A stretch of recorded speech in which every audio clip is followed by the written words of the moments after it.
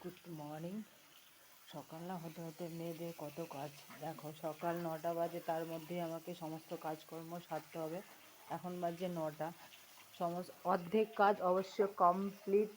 এখন বসিয়েছি রান্না, এই যে মশলা বাটবো, মাছ রান্না করব, তার জন্য সবজি কেটে নিয়েছি। আর এইদিকে চাপিয়েছি মাছ ভাজা।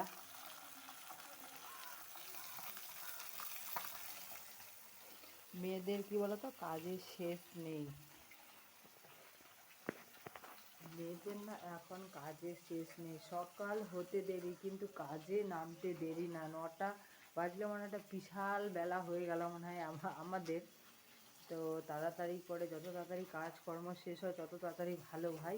কাজই শেষ হয় না, ভাবছি যে এই তাড়াতাড়ি কাজ শেষ হবে কাজ শেষ হবে, কিন্তু কাজই শেষ হয় না। মশলা বাটছিলাম, বাটতে বাটতে ভাবলাম যে ছোট্ট একটা ব্লগ করি। আমার তো কোনো ব্লগ নেই, ব্লগ ছাড়তে হবে, বন্ধুদের ব্লগ দিতে হবে। তো তার জন্য ছোট্ট একটা ব্লগ করলাম তোমাদের জন্য। ভালো লাগলে অবশ্যই কমেন্ট করবে।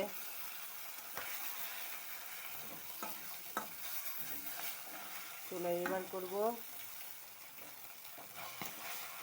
মাছের ঝোলটুকু করে নিব, তারপরে মেয়েকে স্কুলে রেখে এসে তারপরে করব এই যে শাক।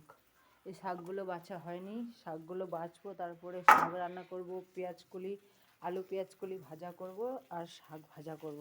তো চলো তোমাদের জন্য এটুকুই। আবার পরবর্তীকালে ছোট্ট একটা ব্লগ নিয়ে আসবো, দেখবে। ভালো লাগলে দেখবে, অবশ্যই কমেন্ট করবে কীরকম লাগছে তোমাদের। ও টাটা।